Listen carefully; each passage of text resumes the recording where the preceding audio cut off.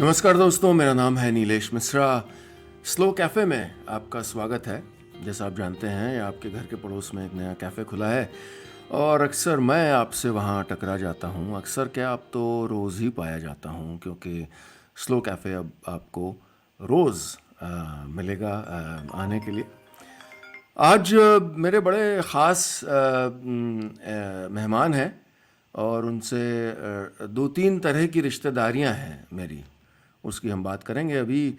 उनसे एक तो काम से जुड़ी रिश्तेदारी है, हमारे शहर से जुड़ी रिश्तेदारी है, और सरल हृदय हैं, तो वो भी एक रिश्तेदारी समझ लीजिए। मैं स्वागत करना चाहता हूँ आज के हमारे गेस्ट वरुण ग्रोवर का। वरुण, बहुत बहुत नमस्कार। स्वागत आपका। कैसे हैं आप? शुक्रिया शुक्रिया, बढ़िया बम्बई है, में तो एकदम हम अच्छे हैं। लोग मिले नहीं, तो मैंने कहा तुम्हें इंटरनेट पे पकड़ लूं। हाँ, आजकल यही हो रहा है। आजकल कोई अनअवेलेबल नहीं हो सकता है, सब घर पे हैं। आप कहीं नहीं जा सकते। और ये नई तरह का शो है, मैंने कभी इस तरह से शो नहीं किया है भाई। इंटरनेट पे हो राइट, रहा है, लाइव आ रहा है और शो जैसा राइट। भी है। हाँ, हाँ, हाँ। ये मैं सोच रहा था कि आजकल आप बड़ी सुविधा है कि आप बड़े से बड़े आदमी से मिल सकते हैं जांघिया पहन के, मेरे भाई। अगर हाँ, वीडियो पे बिल्कुल हो। बिल्कुल। बिल्कुल बिल्कुल, सारे वीडियो यहाँ तक हैं अभी। बस बस हम बस भी बस। नीचे ऐसे सस्ती वाली निक्कर पहने हुए हैं तो। तो बहुत मज़ा आया आपसे आज बात हो रही है। वरुण, जैसा कि आप दोस्तों जानते हैं, कई सर्वगुण संपन्न हैं। लेखन बहुत बढ़िया करते हैं, गीत लिखते हैं, परफॉर्मर हैं, और क्या क्या हैं अभी आज हम निकलवाएंगे इनसे।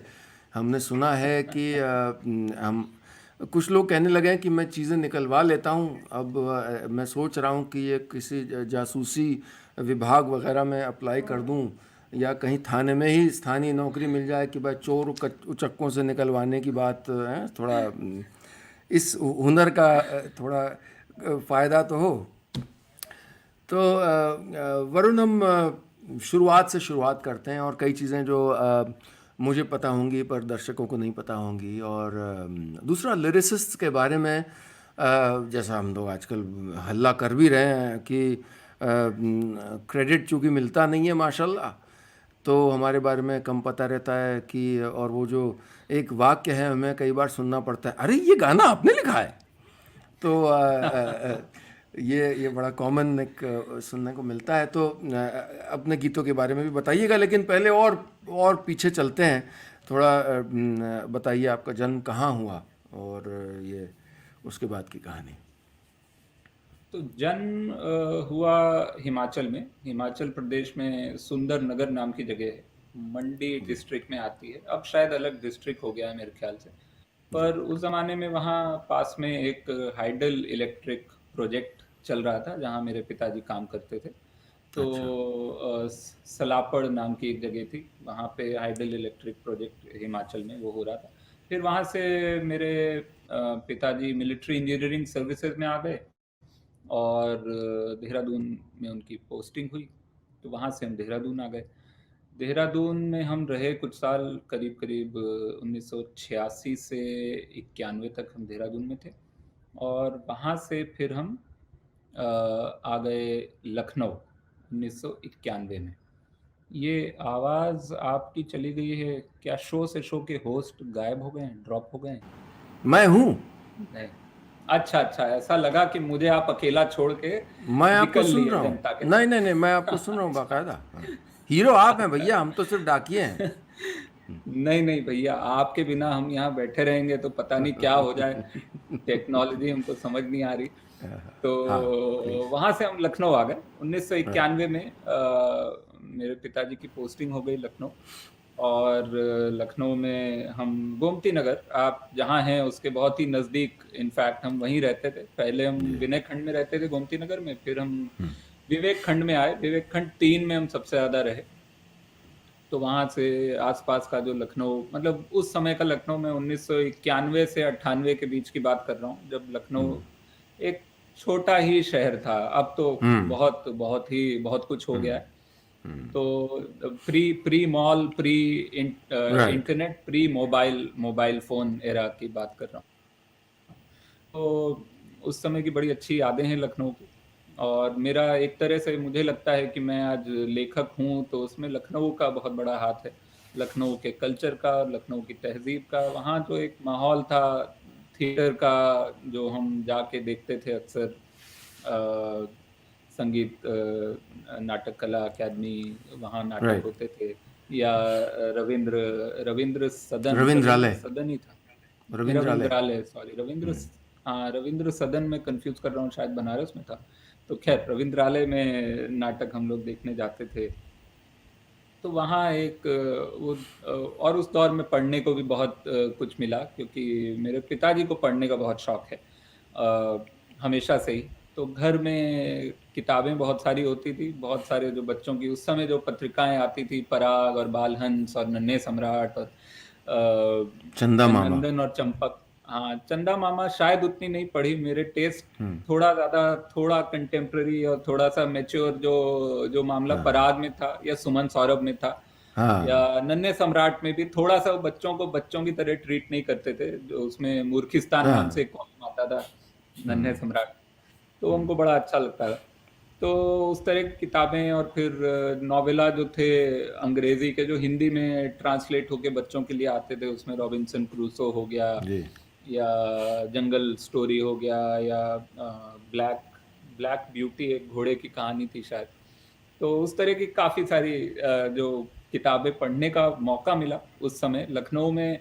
और फिर हमारी यूनिवर्सल जो बुक शॉप थी हजरतगंज में, बिल्कुल।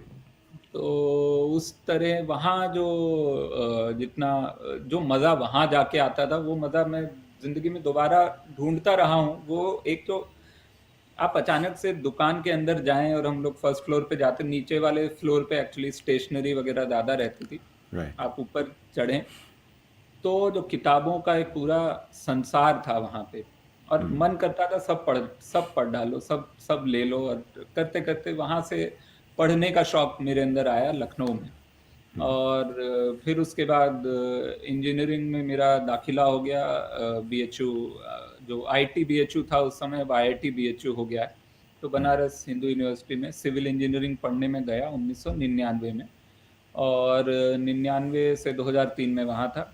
इंजीनियरिंग के बाद 1 साल नौकरी की पूना में, सॉफ्टवेयर की।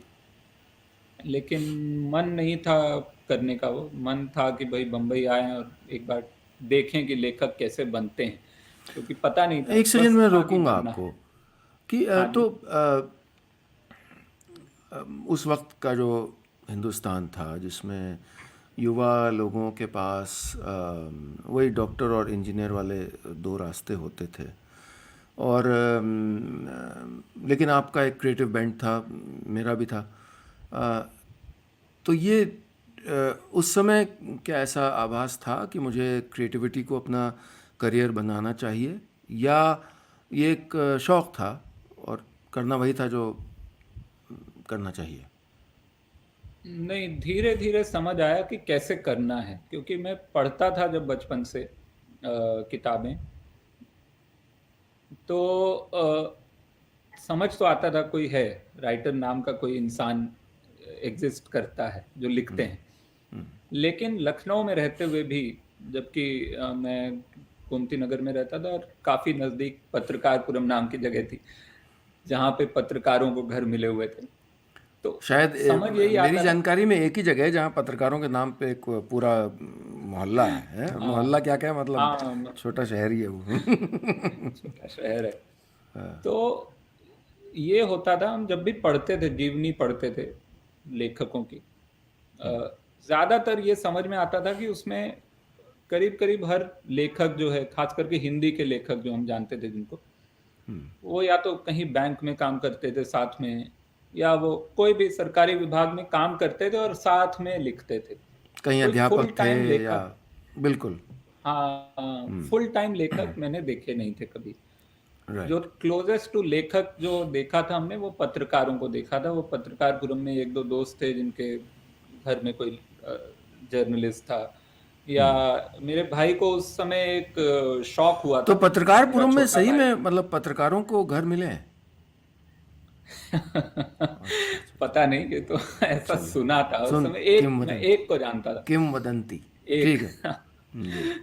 तो तो हाँ, मेरे भाई ने उस समय, मेरे भाई को, मेरा छोटा भाई जो मुझसे 2 ढाई साल छोटा है, तो जी। वो फिलहाल वो साइंटिस्ट है वैसे अमेरिका में। अच्छा। लेकिन वो जब वो शायद 8 9 साल का रहा होगा, उसको शौक चढ़ा एक हुँ। कि उसको लिम्का बुक में अपना नाम चाहिए। अच्छा। किसी एक खास वजह के लिए उसको आर्ट का शौक था, तो उसने क्या किया, चावल के दाने पे हुँ। झंडे बनाने शुरू किए दुनिया के अलग अलग देशों के, एक चावल के दाने पे। वो कहीं हम लोग मेले में हाँ। गए थे, कहीं हाँ, शायद हाँ। लखनऊ महोत्सव, या कहीं देखा होगा कि वहाँ कोई आया किचन था तो चावल पे बना। हाँ, बिल्कुल। हाँ, तो उसने क्या किया, वो उसने देखा कि इस समय जो रिकॉर्ड है हिंदुस्तान का, वो 36 झंडे हैं शायद, या 36 या 40। तो अच्छा। उसने सोचा मैं 42 बनाऊंगा, और उसने शायद वो बनाए थे जो कि 40 के आसपास थे। वो उतने साफ नहीं बने होंगे, बच्चा था, लेकिन उसने उतने बना लिए। तो फिर एक पत्रकार जो कि पत्रकारपुरम में रहते थे, नवभारत अच्छा। टाइम्स, नवभारत जो हिंदी में आता था, हाँ, हाँ। उसके शायद वो पत्रकार थे, और वो आए थे घर उसको इंटरव्यू करने। तब अच्छा। जिंदगी में पहली बार मैंने देखा कि ये एक इंसान है जो सिर्फ लिखते हैं और उससे अपनी जीविका चलाते हैं। जीविका चलाते हैं। तो हाँ। तब से मेरे दिमाग में हो गया कि अगर मैं कभी राइटर बनना चाहूँ तो मैं पत्रकार बन सकता हूँ। अच्छा। तो काफी सालों तक मैं वो सोच के चलता रहा कि मैं जर्नलिस्ट बन जाऊंगा, और मैं उससे अपना राइटिंग का जो पैशन है उसको पूरा करूंगा। हुँ। पर कॉलेज में आते आते, कॉलेज में आने के बाद धीरे धीरे वो सपना कि अच्छा फिल्में बनती, फिल्मों में लेखक होते हैं, फिल्मों में या टीवी शोज जो भी आते थे, सैटेलाइट टीवी भी आ गया था, तो शोज बहुत सारे हो गए थे। वो एक आपके दिमाग में जो इमेज थी कि हुँ। मंडी हाउस जाना पड़ता है, और फिर वहां बहुत लंबी हाँ, अ, कतार होती है, आपका शो आज ग्रीन लाइट हुआ है तो 5 साल बाद आएगा, जो कि उस समय हर चीज को लेकर था। 80 के दशक के हिंदुस्तान में आपको बिल्कुल। टीवी लेना है, या फ़ोन लेना फोन है। लेना है, या गैस का सिलेंडर लेना है, हर छोटी बिल्कुल। चीज के लिए कतार होती।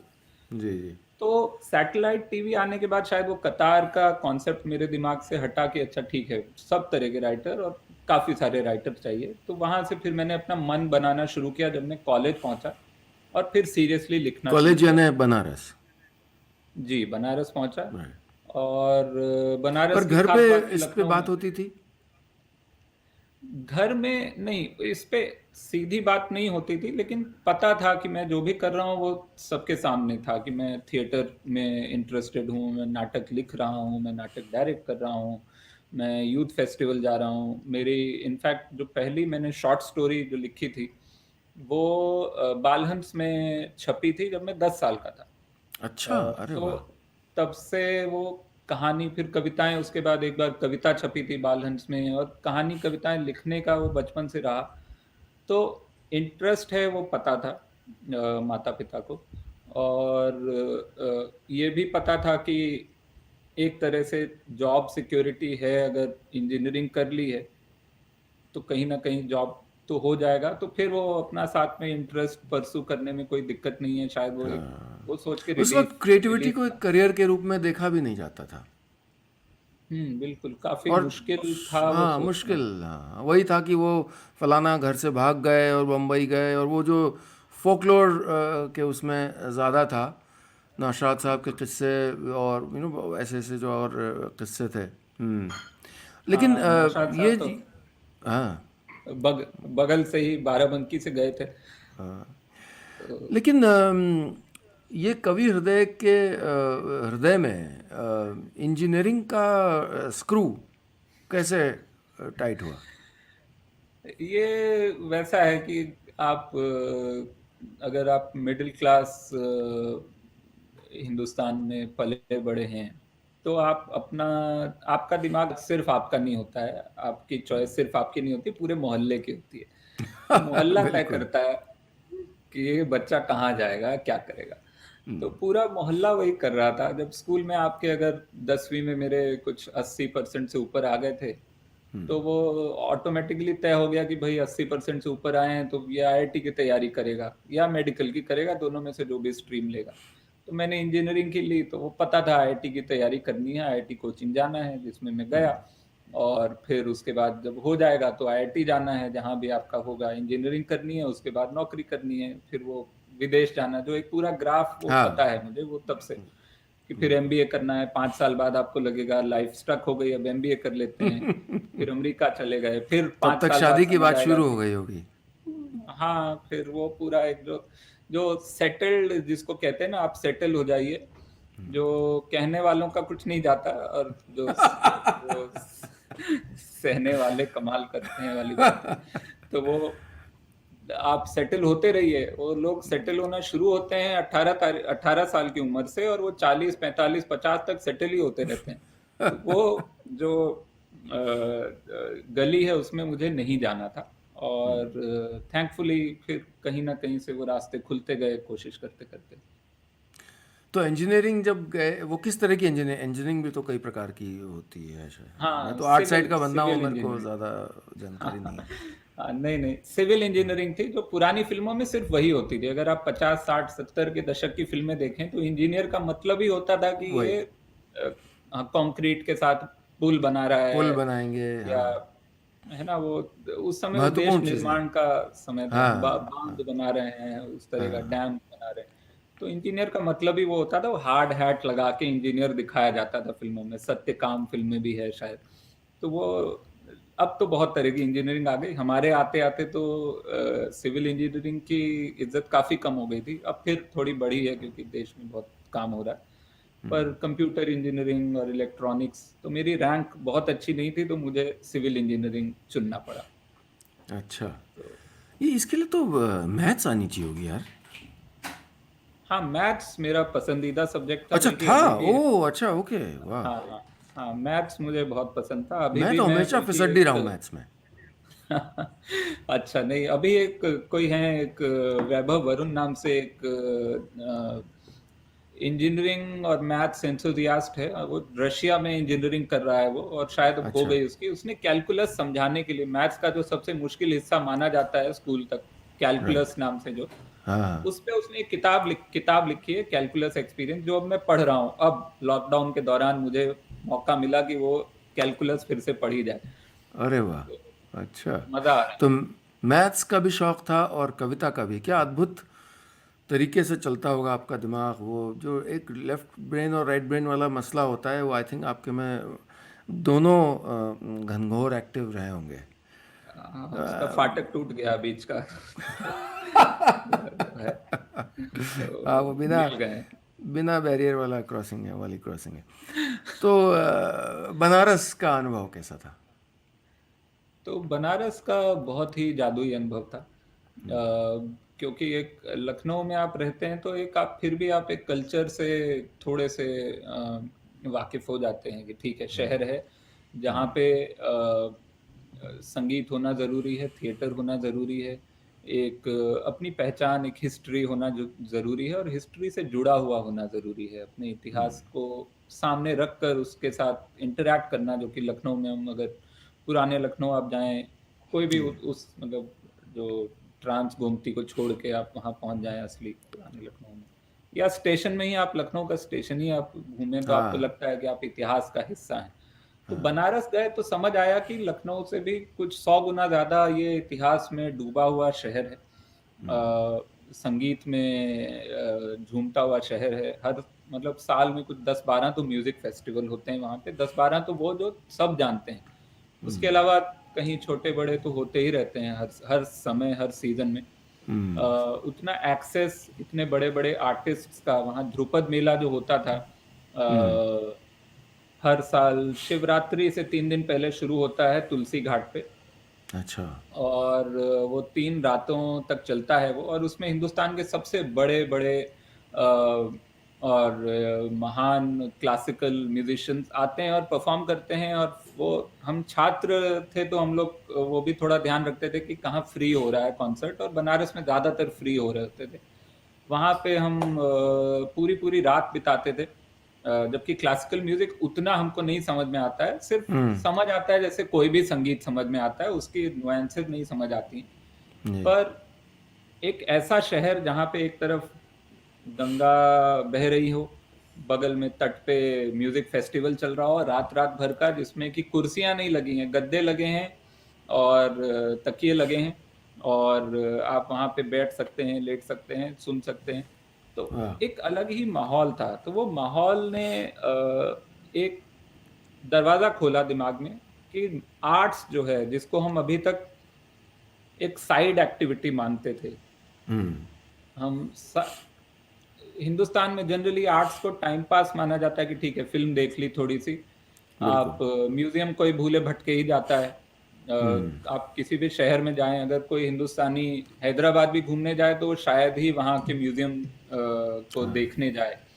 सही। लोग ठीक है खाना खाने चले जाएंगे, बिरयानी खा लेंगे, लेकिन म्यूजियम नहीं जाएंगे। जी। तो वो एक कल्चरल शिफ्ट हुआ दिमाग में कि एक पूरी एक पूरा शहर है जो आर्ट्स पे को ओढ़े हुए इतना हैं। हाँ न्योछावर है, उसको हिस्सा बनाया हुआ है अपने कल्चर का, अपने धर्म का, सब हम्म। चीजों का। और वो आ, हर चीज में वहां फिर आपको आर्ट दिखने लगती है और समझ आता है कि हम्म। Art can be a way of life, and it right. Can be something you can live with forever, and that is all you need.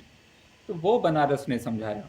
और दूसरी हम्म। चीज जो बनारस की खास थी, जो कि मुझे लगता है equally that goes with art, is वहाँ का खाना और खाने को लेकर जो पैशन। तो वो सीखा मिठाइयों वहाँ। को, और वो सीखा, और उससे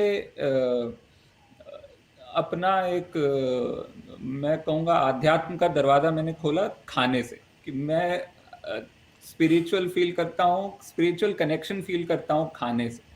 तो वो अरे वाह। बनारस में मुझे समझ आया कि इसको खाना इसको एलाबोरेट करें कैसे। स्पिरिचुअल कनेक्शन क्या होता है? स्पिरिचुअल कनेक्शन होता है जब आप एटर्नल, जो लोग अगर मेडिटेशन करते हैं, जब वो उस जगह पहुंचते हैं 1-2 मिनट के लिए, अगर 20 मिनट की मेडिटेशन आप कर रहे हैं, तो आम तौर पर जो अच्छा कर लेते हैं वो 5 मिनट के लिए वहां पहुंचते हैं जहां वो परमात्मा से कनेक्टेड फील करते हैं, फील जी। करते हैं कि वो इस यूनिवर्स का एक हिस्सा है और यूनिवर्स उनका हिस्सा है। वो जो एक वो फीलिंग मुझे अच्छा खाना खा के होती है। अरे वाह। तो एक जो अगर मेडिटेशन के टर्म्स में फिर बोलूं, तो जो माइंडलेसनेस की फील आनी चाहिए आपको, आप खुद को खो दें, तो वो फीलिंग मुझे खाने के साथ आती है। और वो मैंने बनारस में एक्सपीरियंस किया, उस इनलाइटनमेंट को खाने से जुड़ी हुई। और फिर समझ आया कि बनारस जैसे इतने आध्यात्मिक और धार्मिक शहर में खाने की इतनी महत्ता क्यों है। वो कनेक्शन है, वहाँ के लोगों के दिमाग में भी है। और वो किसी ने मुझे बताया नहीं, लेकिन जब डिस्कवर करना शुरू किया तो वो करते करते मैं शायद वहां तक पहुंचा। और अभी भी मेरी जिंदगी की सबसे जरूरी चीज अच्छा खाना ही है, और अच्छा संगीत साथ में है ऑब्वियसली, लेकिन एक जो जिस पे मैं बहुत ध्यान देता हूँ, वो है अच्छा खाना बनाना और फिर उसको बनाते भी हैं अच्छा। खाना। हाँ, नहीं बनाता हूँ बहुत ज़्यादा, और बहुत ज़्यादा पसंद करता हूँ खाना बनाना। वो भी मेरे लिए उतना ही स्पिरिचुअल कह लें, उतना ही ज़रूरी कैथार्टिक। एक्सपीरियंस है। जी। हाँ, कैथार्टिक है, और एक तरह से therapeutic actually is the word I am looking for. Therapeutic. हाँ, राइट राइट राइट। या ये जो लोग खाना बनाते हैं और मैं तो नहीं बना पाता हूँ बट वो जो स्टेट ऑफ माइंड होती है वो बड़ी खूबसूरत होती है कि एक तो बनाना क्योंकि उस वो जो एक प्रोसेस है, लेकिन जो मनोहार होता है खिलाने में, और जो एक जी, भाव होता है खिलाने का, और जो आत्मसंतुष्टि होती है जब दूसरा संतुष्ट महसूस करता है, ऐसा होता है। जी। जी, बिल्कुल। और खाना बनाना भी एक तरह से, अगर आप इसमें देखें, बुद्ध धर्म में, सो जो बुद्धिस्ट मॉन्क्स होते हैं, वो एक मंडला जो बनाते हैं, जो जी। पेंट करते हैं, या रंगोली जैसी एक बहुत बड़ी विस्तृत रंगोली होती है, वो कई बार उसको बनाने में कई कई दिन लगते हैं। और जब वो बन जाती है, जैसे ही वो पूरी होती है उसको वो मिटा देते हैं, उसको वो डिस्प्ले के लिए नहीं रखते। तो खाना बनाना भी वैसा ही है, एक बहुत ही विस्तृत रंगोली है जिसमें आपको पूरे मन से जुटना है और फिर उसको तुरंत ही भस्म कर देना है। तो वाह! वो कितना फीलिंग मुझे आती है। वाह! बहुत खूबसूरत उससे नज़रिया, वाह! तो वो है। अच्छा। और खाना खिलाने में बहुत, सच में बहुत मजा आता है, क्योंकि वैसा ही है खाना, जैसे कोई संगीत पूरा तब होता है या किताब तब पूरी होती है जब कोई उसको पढ़ ले या सुन ले। खाना भी तभी पूरा होता है जब कोई उसको खाए और तृप्त हो, खुश हो हाँ, तृप्त, वाह! किसी भी तरह के। कुछ शब्द हिंदी में बने हैं ना जिनका कोई निशान ही नहीं है। तृप्त, तृप्ति। हाँ, बिल्कुल, हाँ, बिल्कुल, वो आप बिल्कुल। अब वैसे हम ही हिंदी उसको में व्यक्त कर इसको सकते बोलेंगे तो सेशिएट, सेशिएट बोलेंगे, वो तो हैं। वो हाँ, मज़ा नहीं दैट्स आया, अ वो तो फिजिकल। फुल हो गया वो। हाँ, फुल, हाँ, या हाँ, it's it doesn't have to do anything, with the mind. अच्छा, और फिर क्या हुआ? फिर बनारस से निकले और शुरू में नौकरी मिल प्यार गई व्यार हुआ पूना कि में, नहीं? ली भी इसी प्यार उसके बाद हुआ, पूना बनारस में में नहीं आने के हुआ? बाद। मतलब यू वर नहीं, लाइक बनारस में सीधे हम, साधे स्टूडेंट थे?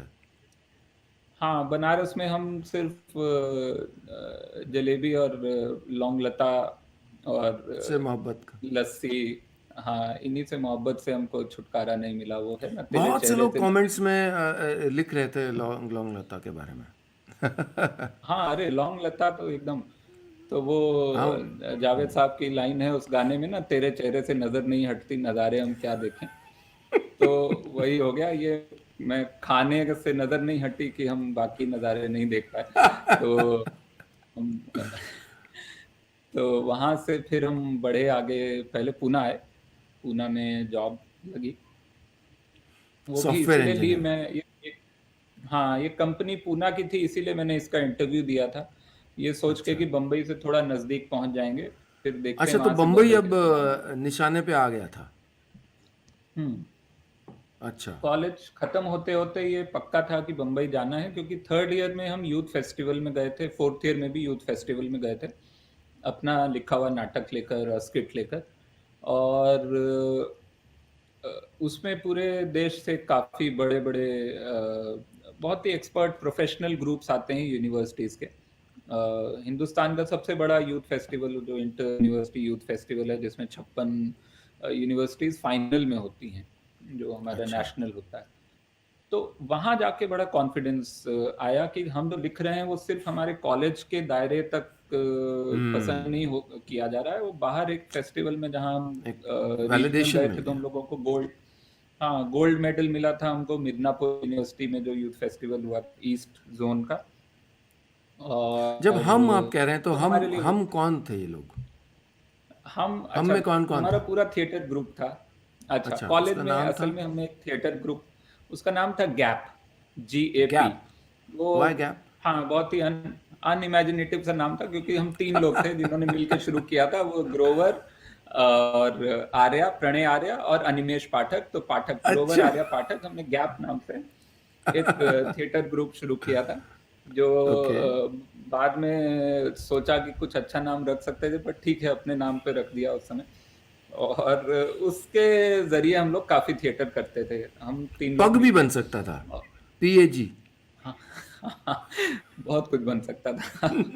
लेकिन वो हम लोग नाटक साथ में करने लगे और ओके। स्किट्स करते थे, और मैं ही लिखता था। और अनिमेश जो था वो डायरेक्शन में, अनिमेश पाठक जो P, अच्छा। तो उसका डायरेक्शन में बहुत अच्छा सेंस था। और प्रणय आर्या जो था, उसका परफॉर्मेंस बहुत अच्छा था और एक्टिंग का काम बहुत अच्छा था, तो वो, मतलब वो एक्टर्स को हैंडल कर लेता था, एक क्लियर इंसान रोल बाकी डिवीजन, डायरेक्शन। इंटरेस्टिंग। हाँ, और मैं अपना लिख लेता था। और फिर अपने अकेले भी मैंने कुछ नाटक बनाए या लिखे और ओके। स्किट किए। लेकिन वो अच्छा। करते करते एक एक्सपीरियंस हो गया कि जो हिंदुस्तान के जो प्रॉपर प्रोफेशनल ग्रुप्स हैं, जो कि मणिपुर यूनिवर्सिटी के बड़े अच्छे अच्छे ग्रुप्स आते थे, जी। जो मतलब जो नाटक भी है, साथ में नृत्य कला भी है, तो उनका नृत्य डांस वाला। ड्रामा जो था बिल्कुल। बहुत ही अच्छा होता था। साउथ के कुछ एक महात्मा गांधी यूनिवर्सिटी है मेरे ख्याल से, केरला की कौन सी जगह की मैं भूल गया हूँ, कोची है शायद। और बड़े तगड़े नाटक आते थे और उनके सामने हम लोग खड़े हो पाए, उनके सामने हम लोग कुछ ना कुछ जीत पाए, तो वहां से भरोसा हुआ कि जो मैं लिख रहा हूँ वो बम्बई में मैं कोशिश तो जरूर करना चाहूंगा। तो मुझे ना ये बड़ा सोच के यार मैंने। डेजा व्यू हो रहा है, क्योंकि मैं मैं नैनीताल में था, और तो छोटे शहरों में, और छोटा शहर, और कॉलेज में था, और मैं थोड़ा डाइग्रेस कर रहा हूँ, सॉरी। तो क्या हुआ कि वो हाँ हाँ। स्वामी विवेकानंद ने जो भारत का भ्रमण किया था, उसके 100 साल हो रहे थे। तो विवेकानंद केंद्र अच्छा कन्याकुमारी ने उसको री एनैक्ट किया था, रिट्रेस किया था। अच्छा। तो उसके अलग अच्छा। अलग शहरों में संयोजक थे। बड़ा मतलब इमेजिन उस वक्त में अगर कोई डॉक्यूमेंट्री करता है कुछ। तो जो नैनीताल के संयोजक थे वो मेरे पिताजी बनाए गए थे। अच्छा। अब संयोजन में ये शामिल था, बाकी तो सब तो ठीक है कि जी, क्योंकि स्वामी विवेकानंद आए थे वहाँ पर, और यही मेरे लिए फैसिनेटिंग था जानना। वो सब बाकी तो उन्होंने कर लिया कि वो यहाँ जाएंगे, यात्रा ये करेगी, यहाँ रुकेंगे। एक जगह एक दिन मैंने देखा कि वो थोड़ा मुश्किल में बैठे हैं, टेंशन में। बोले यार वो कुछ कल्चरल भी करवाना है हर शहर में, ऐसा पता लगा है। हम्म अब हम्म। कल्चर से हमारे पिता तो हैं भूगर्भ शास्त्री, पत्थर के वैज्ञानिक। उनका उनके स्टूडेंट्स का ने उनका नाम दिया था पत्थर के सनम, जो टीचरों के नाम दिए जाते हैं।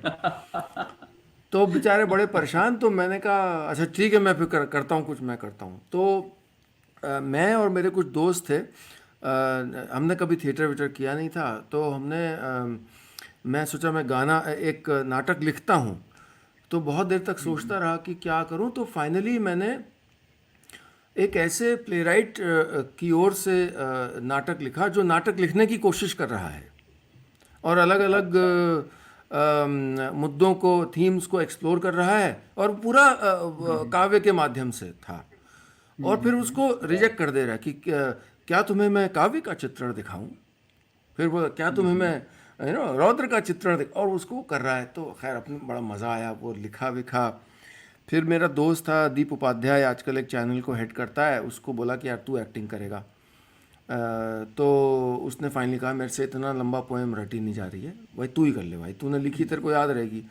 तो I was kind of thrown on to stage to act in that. और अपनी ओर से बड़ी तरकीबें की थी कि भाई मेरा दोस्त था एक सुधीर बमेटा, तो वो ऑडियंस में बैठा था, आम आदमी बन के झोला दिया था, एक मूली थी जिसमें से पत्ता ऊपर को झांक रहा था, और यूं बैठा था। और था कि भाई आइए आप ही से पूछते हैं, आइए आइए आप आइए। तो वो उठ के आ गए। और फिर उसका डायलॉग था, मुझे याद आ रहा है कि मतलब मैंने कहा था कि कैसा जीवन चाहिए आपको, कैसा नाटक। तो उसने कहा कि जीवन में प्रेम हो, सद्भाव हो, समरसता हो, चावल सस्ता हो। तो ये सब हुआ पहले दिन। दूसरे दिन के लिए हम और एम्बिशियस हो गए थे, हमने एक शैडो प्ले किया। अच्छा उस समय ना एक मेरा और दोस्त था तरुण पांडे, आजकल न्यूयॉर्क में है, और बड़ा क्रिएटिव यार, लवली ग्रुप टुगेदर। तो तरुण ने गाना सुनता था, दिल का हाल सुने दिल वाला, सुना है? सीधी सी बात न मिर्च हाँ मिसा। हाँ हाँ, अच्छा। तो बिल्कुल। साहब ये बहुत सुनता था वो, और भी कई कई सुनता था। तो ये इतना सुनाया था उसने कॉलेज में, मतलब उस पे वो कि मैंने उसको इनकॉर्पोरेट किया। फिर तमस का जो शुरुआत का जो ओ रब्बा, और तो ये जोड़ जोड़ के एक ट्रैक बनाया हमने, वो भी देसी तरीके से, कैसेट पे रिकॉर्ड कर करके। ये सब तो तरीके थे नहीं, थोड़ा सा बजाया, फिर दूसरा कैसेट बदला, फिर हाँ थोड़ा हाँ बजाया, तो हाँ एक वो हाँ। ट्रैक बज गया। और फिर एक वो किया, जो तंबू वाला के पास गए, क्योंकि ये सब कहाँ से लाएं, ये शेडो प्ले कैसे होता भाई, लाइटिंग और कुछ आइडिया ही नहीं। तो अब तक the only time I had gotten on to stage was to for debating. तो वो एक उससे कहा कि तुम एक दे दो लंबी सी वाइट अपनी मोटी वो कनात, और वो लगाया, और एक शेडो प्ले हो गया, पार्टीशन था। पार्टीशन का पहला सीन था और बच्चा नहीं था, बच्चा मिला नहीं, जिस बच्चे को बोला था वो आया नहीं। नैनीताल में है शैले हॉल, शैले हॉल में साहब नाटक हो रहा है, शैले हॉल के बाहर। अब वो शुरू होने वाला, म्यूजिक बजने लगा, मैं बाहर गया, पहला एक आदमी जो आ रहा था जो बच्चे को लेके, मैंने उसको पकड़ा, मैंने कहा भैया 1 मिनट आओ, इधर आओ। अच्छा नैनीताल था, थैंक गॉड। इधर आओ, क्या हुआ क्या हुआ, अरे भैया इधर आओ, बचाओ। वो समझ गया कि कुछ महत्वपूर्ण चीज़ है जिसमें मेरे बच्चे का बहुत इंपॉर्टेंट रोल है, मैं इस समय इनसे सवाल जवाब नहीं करूंगा। लिया बच्चा और मुझे कंधे पे लेना था, कंधे पे लेके मैं क्रॉस कर रहा था शैडो में। वो भैया मैंने क्रॉस किया, उधर गया, फिर वापस, ले बच्चा थैंक यू वेरी मच, वो चले गए अपने रास्ते। हमें नहीं पता वो कौन है, अगर हमें कभी हमें देखें या सुने, मैं माफ़ी चाहता हूँ उस दिन के लिए, उस शैले हॉल के बाहर की घटना के लिए। वो बच्चा तो बहुत बड़ा हो गया होगा। ये सब जब हुआ तो विवेकानंद केंद्र से जो ग्रुप आया था और उनके और जो साथी आए थे, दे वो इंथ्रॉल्ड, मतलब दे वो कंप्लीटली मेस्मराइज। अगली सुबह वो मिले। एक बात बताइए आप, अच्छा एंड जो लास्ट सीन था कि कॉमन मैन ना बड़ा हो जाता है, मैग्नीफाई हो जाता है, ये तो बड़ा। तो उन्होंने कहा, अगली सुबह आए, कुछ एक ब्रेकफास्ट वगैरह था, बोले बात बताइए आपने ये कॉमन मैन को जो बड़ा किया वो कैसे किया था, बहुत फैसिनेटिंग था, मतलब आपने क्या टेक्नोलॉजी यूज़ की। नैनीताल में है भैया, है टेक्नोलॉजी। तो मन तो हो रहा था कि बताएं कि हमने साइक्लोट्रोपिक फलाना कोई मशीन यूज़ किए, क्योंकि हुआ ये था कि हमारे दोस्त जो तरुण पांडे, उनको हमने अपना लैंप पकड़ा दिया था और हमारे पीछे चिपक के खड़े हो गए थे और धीरे धीरे धीरे धीरे पीछे चले गए थे, तो हमारी छाया बहुत बड़ी हो गई थी। तो तब उन्होंने हमें परफॉर्म करने के लिए ऐसे ही नेशनल लेवल पे बुलाया और हम बड़े एक्साइट हो गए कि यार, so this was that moment. लेकिन उस वक्त मेरे एग्ज़ाम थे तो मैं गया नहीं। तो पता नहीं ये कहानी क्या होती अगर मैं जाता, हमारे दोस्त बड़े बहुत एक्साइटेड थे और ये वो वगैरह वगैरह। इसलिए मुझे डेजा भी हुआ, सॉरी मैंने बहुत लंबी अरे स्टोरी नहीं नहीं, सुना दी, बहुत हमारी कई हिंदी फिल्मों के फर्स्ट हाफ की तरह। अम, वापस आते हैं वरुण के पास, फिर क्या हुआ? हाँ, तो फिर यूथ फेस्टिवल में बड़ा जो बढ़िया रिस्पांस मिला, तो कॉन्फिडेंस आया कि बम्बई जाना चाहिए। हाँ, और फिर जब नौकरी का जो जॉब प्लेसमेंट का सीज़न शुरू हुआ और काफ़ी कंपनीज आती थी, लेकिन मैं ढूंढने लगा कि कौन सी कंपनी है जो बॉम्बे या पुणे बेस्ड हो, मैं वहाँ जाऊँ। तो यही पहली कंपनी आई जो पुणे बेस्ड थी। मुंबई बेस्ड कंपनी कोई दिखी नहीं और शायद आती भी ऐसा नहीं थी, यहाँ था भी ज़्यादा नहीं वहाँ पे। सॉफ्टवेयर कंपनीज है नहीं। Correct correct. हाँ, वो ज़्यादातर सॉफ्टवेयर आती थी, तो ज़्यादातर तो बैंगलोर और हैदराबाद और चेन्नई प्लेसमेंट वाली होती थी। राइट। पर ये एक आई कैनबे नाम की कंपनी, और मैंने इसमें दिया इंटरव्यू और हो गया मेरा। तो मुझे लगा चलो मुंबई से अब सिर्फ 3 घंटे की दूरी पे हम पहुंच गए हैं, अब चल के देखा जाए। तो फिर ये कौन सा पूना साल आए, तो था? ये 2003 हम्म। 2003 था। मैं कॉलेज मेरा ख़त्म हुआ था 2003 में, जी। यही मई जून में। और मैं 2003 में जुलाई या अगस्त अगस्त में मैं पूना आ गया। और पूना में करीब 11 महीना जॉब किया। उसमें लास्ट अच्छा। के 4-5 महीने में मुझे, क्योंकि पूना में भी फिल्म इंस्टीट्यूट है, करेक्ट, FTII, बिल्कुल बिल्कुल।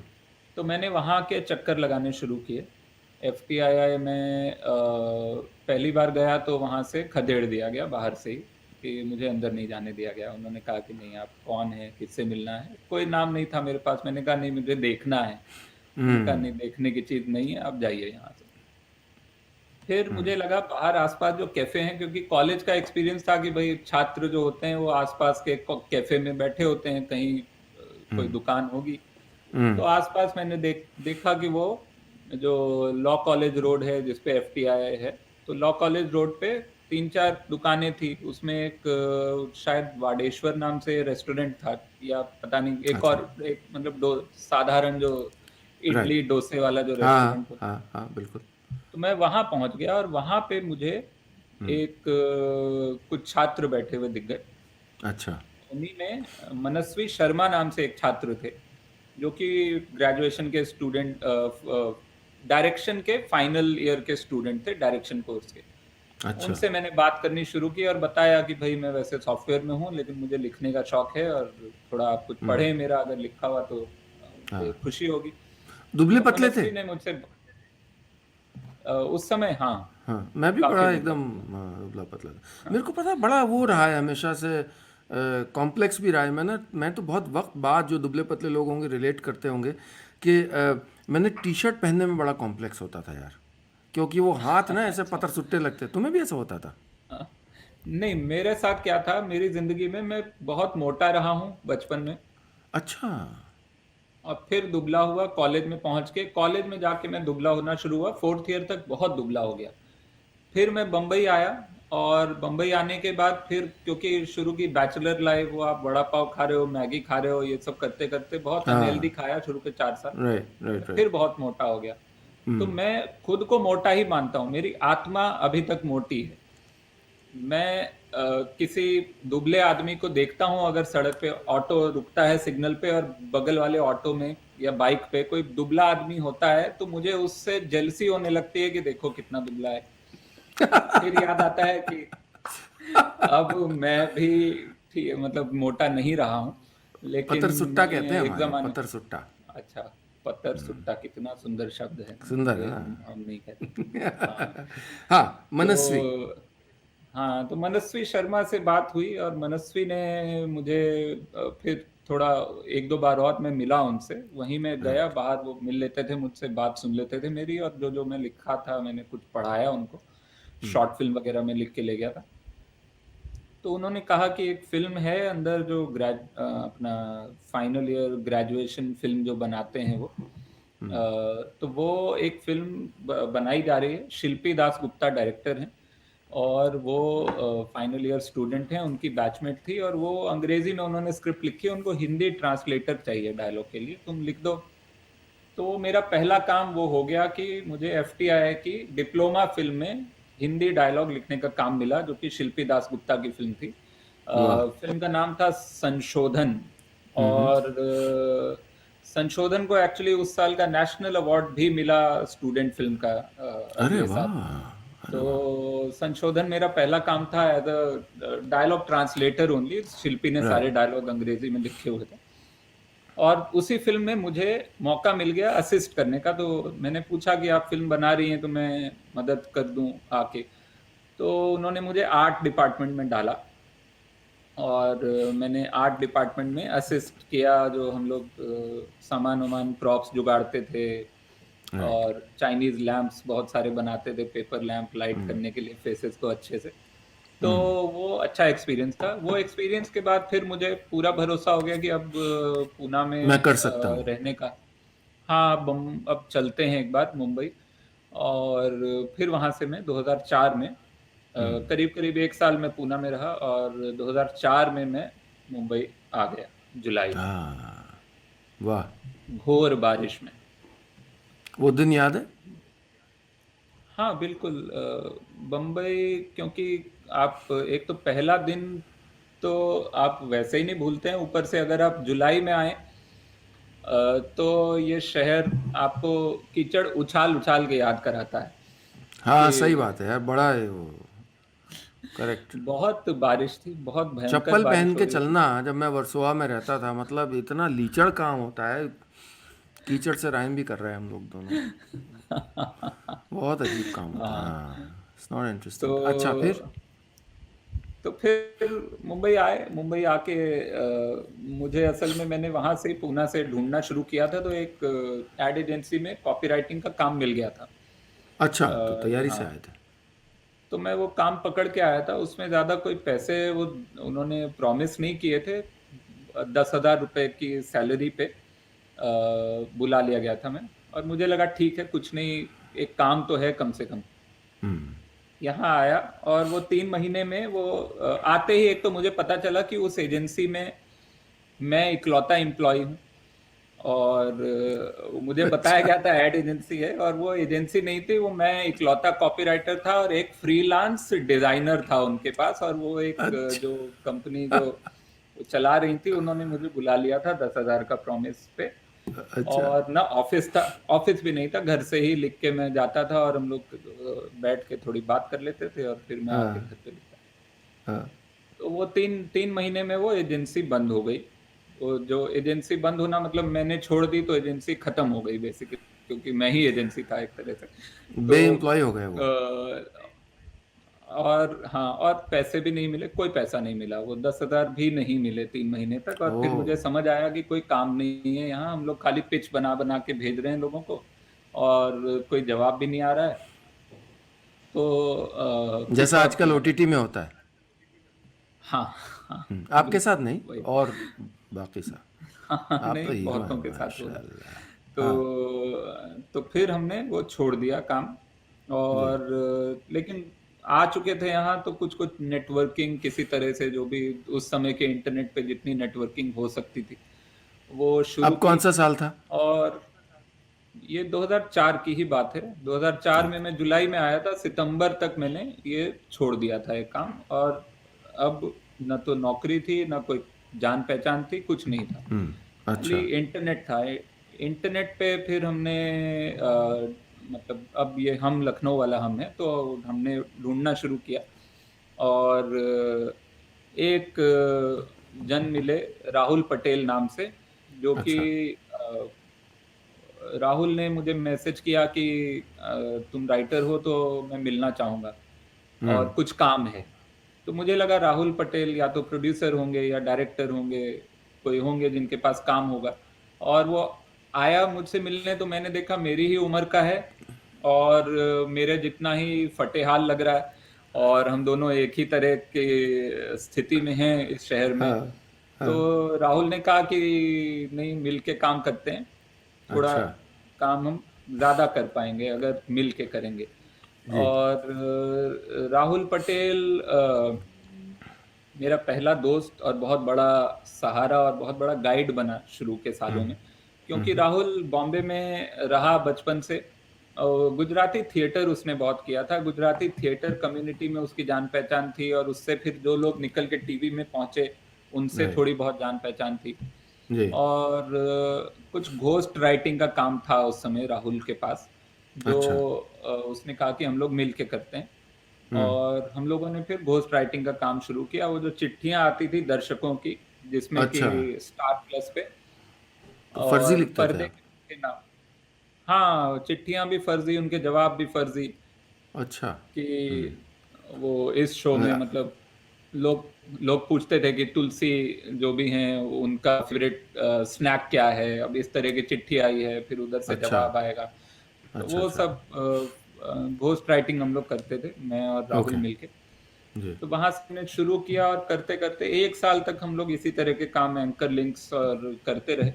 और फिर एक दिन हमको मिला काम ग्रेट इंडियन कॉमेडी शो नाम के शो का, हुँ। जो कि हमारा बड़ा पसंदीदा शो था। उसमें करंट अफेयर्स पे स्टैंड अप कॉमेडी होती थी, स्केचेस होते थे, वो तो और पाथ ब्रेकिंग काफी। शो था, एक एक नई दिशा जी, दी उसने, और जो कॉमिक्स का जी, कॉमिक बिल्कुल, स्टैंड अप कॉमेडी का युग जो लाया। जी। बिल्कुल, बिल्कुल। उसमें रणवीर शोरी और विनय पाठक और सुरेश हाँ। मेनन, गौरव गेरा और पूर्वी जोशी और शेखर सुमन उसके होस्ट थे जब मैंने ज्वाइन किया। और तो उस शो से सबसे बड़ा दरवाज़ा मेरे लिए वही खुला। और उस शो में पहली बार मेरा नाम टीवी पे आया एज अ राइटर। उससे पहले तक घोस्ट राइटिंग कर रहे थे तो क्रेडिट नहीं मिलता था। ये पहली बार हुआ कि मेरा लिखा हुआ कुछ आया टीवी पे। और ये 2005 में हुआ, जुलाई में, 26 अच्छा। जुलाई को एक्चुअली, जिस दिन बम्बई बाढ़ में डूबा हुआ था। अच्छा। ठीक ओह! उसी दिन, ओह! ठीक उसी दिन पहला मेरा क्रेडिट टीवी पे आया। और मैं नहीं देख पाया क्योंकि मैं बांद्रा लिंक रोड पे रात भर फंसा हुआ था। रात भर एक बस जिसके ऊपर पेड़ गिरा हुआ है, बेस्ट की बस थी, उसके ऊपर पेड़ गिरा था और उसी में हम लोग, कुछ लोग पनाह लिए थे रात भर के लिए। तो हम उस बस में थे। तो ये यहाँ से बात शुरू हुई। और इस बीच फिर माता-पिता का क्या रुख था? इस जो ट्विस्ट आपने कर लिया था और वो छोड़ दिया था। बहुत अच्छा, मतलब बिल्कुल भी दिक्कत नहीं हुई असल में। मुझे फ़ोन करके बस मैंने बताया कि मैं नौकरी छोड़ रहा हूँ पूना से और बम्बई जा रहा हूँ, और उससे पहले मैंने नहीं बताया था खुद भी ज़्यादा कि मैं एफटीआई में फ़िल्म में असिस्ट कर रहा हूँ, या वो सब नहीं बताया था। खुद से मैं देखना चाहता था कि मैं काबिल हूँ भी कि नहीं हूँ। हम्म पर जब बताया तो 5 मिनट भी नहीं लगे समझाने में, समझाना भी नहीं पड़ा इनफैक्ट। यही पूछा मुझसे पापा ने और मेरी मम्मी ने कि ठीक से सोच लिया है तुमने कि नहीं, तुम मतलब जो भी कर रहे हो अपना सोच हम्म समझ के जान के कर रहे हम्म हो। तो मैंने कहा हाँ बिल्कुल। तो हम्म उसमें भी एक हाथ इस चीज का भी था कि सॉफ्टवेयर की नौकरी भी अ, जो मैं कर रहा था वो मेरे पापा को वो भी कोई बहुत अच्छी ऐसे नहीं लगती थी कि सॉफ्टवेयर कोई ऐसी बहुत। हम्म, के दिमाग में ये भी था कि मैं सिविल इंजीनियर हूँ, मैं सॉफ्टवेयर में कहाँ हाँ चला गया, भी कोई मेरी फील्ड तो नहीं। और तो फिर वो ही करो जो मन है। अगर जो मन का करने का अगर रास्ता खुल रहा है तो ठीक है, कोशिश करो, नहीं होगा तो वापस आ सकते हैं हमेशा। वो एक बैक ऑफ द माइंड वो थी चीज। प्रीतम ने क्या झोल किया था मैं बताऊं। एक दिन बता रहे थे प्रीतम कि हाँ हाँ। उन पिताजी चाहते थे कि इंजीनियरिंग करें, तो ये दो एग्ज़ाम एक ही दिन थे, एफ टी आई आई का, अच्छा साउंड का, और इंजीनियरिंग का, और दोनों के एडमिट अच्छा कार्ड हाथ में थे। तो अच्छा। प्रीतम सेज कि ये I went to the bus stop, और मैं बस स्टॉप पे खड़ा रहा, और मैंने सोचा था कि जो बस पहले आएगी उस वाले एग्ज़ाम में जाऊंगा मैं। वाह। और पहले आई एफ टी आई आई के सेंटर वाली बस, तो वहाँ गया, हो गया। तो 6 महीने तक अपने पापा को बताया नहीं, बोला इंजीनियरिंग में हो गया है, साउंड इंजीनियरिंग नहीं बताया। अच्छा। तो ये वाह, ये तो किस्सा गजब, हाँ हाँ। गजब है। एंड प्रीतम हमारे इज साथ अ था। जियोलॉजी स्टूडेंट, मेरे फादर जियोलॉजी के टीचर, तो वो एक बार वी हाँ हाँ। अच्छा, ये हुआ। ये भाई आज के सेशन का जो नाम है कि छनापोड़ा दिलबर जानेमन, ये कौन लोग हैं भाई? ये काहे नाम लिखवाए हो तुम पोस्टर में? हैं? हम नहीं लिखा है, आप लोग लिख दिए हैं क्योंकि आप लोग सोशल मीडिया पे हमको हमको स्टॉक करते रहते हैं। अब फिर खुद हाँ तो खुद एक लिख दिए हैं, अब हम पे डाल रहे अपना है लिख दिए हो, अपना है बत खाओ कही रहे हैं नहीं तो। हैं। हाँ, तो हमारे जो हैं ये तीन जो हैं, तीन जीव हैं, तीन हम्म, एलियन हैं जिनके साथ हम रहते हैं। जी, ये तीन एलियन जो हैं इनका नाम है जानेमन और दिलबर और छेनापोड़ा। तो इसमें जो ये पीले पीले वाले में जो दिख रही हैं ये जानेमन है, जो पीला, अच्छा, जिसको जिंजर कलर भी बोल देते हैं लोग।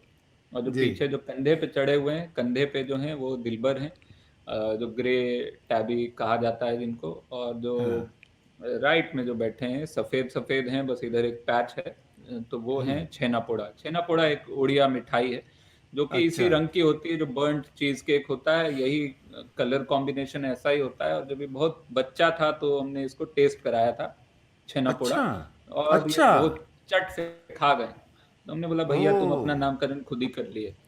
अच्छा, अरे वाह, तो बस जलेबी खाता तो जलेबी हो जाता है इसका नाम, पर खा लिए छेनापोड़ा। तो ये है। तो हम इनको किसी एक को ला भी सकते हैं दिखाने के लिए कि ये सच हाँ में हाँ, है नहीं हमारे पास, अगर आप बिल्कुल चाहें। भैया, जब उनका पोस्टर पे नाम आया है मतलब क्या। हाँ तो रुकिए, आ रहे हैं, आ जी रहे जी जी, बिल्कुल बिल्कुल। आप लोग भी दोस्तों अगर कोई सवाल वगैरह पूछना चाहें वरुण से, तो ज़रूर पूछिएगा। हालांकि अभी उनकी कहानी के और अध्याय बाकी हैं, हम सुनेंगे अभी, वक्त थोड़ा और बिताएंगे उनके साथ। हैं। तो देखिए, देखिए, रश्मि ये कुलश्रेष्ठ है, कह रही हैं दिलबर सही जगह है। हाँ ये छेनापोड़ा है, इनका हाँ, नाम है छेनापोड़ा। आहा, अरे हम्म, वाह, हाँ हेलो। हाँ। इनके हेलो। मिजाज के बारे में थोड़ा हमें बताएं, कैरेक्टर स्केच। तो इनका कैरेक्टर स्केच ऐसा है कि ये रसिया किस्म के हैं। अच्छा, ठीक है, थोड़े घुमंतु हैं। इनको मोमेंटो, दरवाजा खुले, जरा सा भी दरवाजा खुले तो इनका मन रहता है कि हम जरा देख आए कि कौन है। दुनिया में क्या हो ठीक है, रहा है। लेकिन थोड़े डरपोक, हाँ अच्छा। लेकिन थोड़े डरपोक हैं। दिलबर जो हैं हाँ। उनको लाना थोड़ा सा कठिन है, क्योंकि वो जो हैं वो सबसे बड़े हैं, वजनदार भी हैं। अच्छा। लेकिन दिलबर जो हैं वो जासूस हैं, वो ओह। पड़ोसियों के घर में झांकते हैं। अच्छा। उनका फुल पास टाइम है खिड़की पे खड़े हो जाना और पूरा लटक के, और बगल में जो पड़ोसी हैं, और हाँ। पड़ोसी के घर में एक डॉग है, उसका नाम हाँ। है बॉक्सी। तो बॉक्सी। बॉक्सी अच्छा। और इनका कुछ, हाँ तो बॉक्सी जो बॉक्सर है, याराना लगता है। तो हाँ तो बॉक्सी और दिलबर जो है अपनी अपनी खिड़की से बाहर निकल के ऐसे, और अच्छा। एक दूसरे को, वो जो हमरी अटरिया पे आ जा रे सवरिया उनका चलता रहता, तो वो जो देखा देखी अपनी करते रहते हैं। तो अच्छा। दिलबर लेकिन जो है वो थोड़े रिजिड हैं, वो ज्यादा वो हाथ वाथ लगाना उनको पसंद नहीं है, अच्छा। अच्छा। इंसानी हाथ अच्छा। दूर रहते हैं। प्लेटोनिक प्लेटोनिक और मोहब्बत में यकीन है। हाँ अच्छा, दिलबर को लाने की कोशिश हो रही है हाँ, मतलब, प्लीज प्लीज। देखते हैं, देखें ये अरे हैं। गजब, वाह वाह वाह वाह, ये हाँ ऐतिहासिक दिन है कि इन्होंने ये, अपने सारे नखरे छोड़ के हमें दर्शन अपना देना। हाँ, हाँ उनकी असल भी में माने। ये क्या था कि ये सो रहे थे, इसलिए इनको ओ। थोड़ा सा ठग लिया गया है उठा के ना, इसलिए नहीं तो ये जाग रहे होते तो इनको लाना मतलब जान की बाजी लगा। हाँ भैया। अच्छा। अच्छा। हाँ चलो ठीक है, तुम जाओ अपना, सो जाओ वापस। हाँ। तो ये जो है, हाँ। और ये तीसरी जो तो दो जानेमन जो, जाने मन। हाँ जानेमन जो है वो सबसे पहले आई हैं घर में। तो ये जो जी। इस क्या कहें, अ, इस नई दुनिया का दरवाजा जो है हमारे लिए, वो जानेमन ने खोला है। किस साल हम में?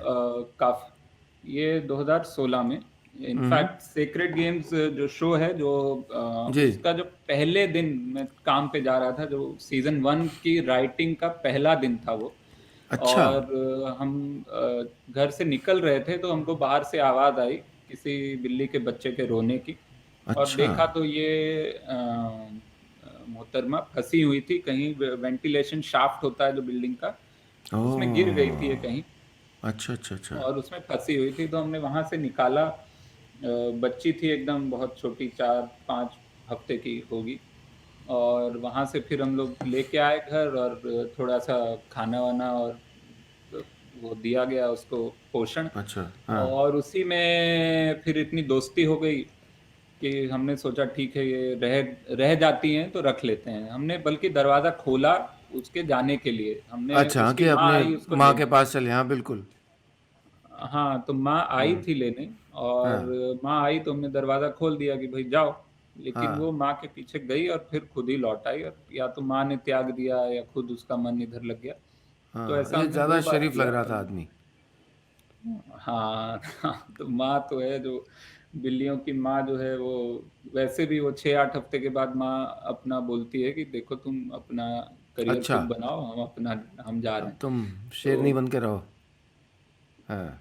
हाँ तो वो जो है, अच्छा। तो वो आ गई, रह ली, और उससे फिर हमको इतना प्यार हो गया, मोह हाँ। हो गया कि फिर हमने, क्या ये पहली बार था? अ, हाँ इससे पहले हमारी जिंदगी में हमारे घर कोई में कभी भी कोई पेट नहीं रहा। कोई, हाँ कोई दूसरा स्पीशीज नहीं रहा है। मैं और हम्म। राजकुमारी मेरी पत्नी, हम दोनों के ही घरों में कभी नहीं रहा है। और हम लोग उस समय थोड़े से डिबेट में थे कि हम लोग डॉग लें या कैट लें, क्योंकि मुझे कुत्ते बहुत पसंद हैं, और मैं थोड़ा सा पुश कर रहा था कि कहीं से कोई पपी अडॉप्ट कर लेते हैं, और राजकुमारी का मन था कि कैट रखेंगे। और फिर हुआ ये कि वो चॉइस हम लोग आपस में कर पाते उससे पहले ही जाने मन जो है वो आ हाँ। गई, और इतना उससे लगाव हो गया कि हम नाम जब सोच रहे थे तो हमने सोचा कि कुछ भी नाम रख दें, हम्म। बोलेंगे तो हम इसको जाने मन ही, तो फिर हम इसका नाम जाने मन ही क्यों ना रख दें। अच्छा। तो फिर दूसरा जो आया उसका नाम दिलबर रखा गया, क्योंकि जाने हाँ। मन फिर दिलबर। और तीसरे का हम लोग ऐसा ही कुछ सनम सोच रहे थे, लेकिन वो भाई साहब ने छेना पोड़ा खा लिया तो फिर हमने है, छेना पोड़ा सोचिए। रख दिया। तो हाँ। ये देखिए आहा। जाने मन आ गई हैं। अरे वाह, सुभान अल्लाह। ये कहीं छुप के सो रही थी। अच्छा, अच्छा, और अच्छा, अच्छा, अच्छा। हाँ, देखिए बिल्लियाँ जो हैं दिन में 18 से 20 घंटा सोती हैं।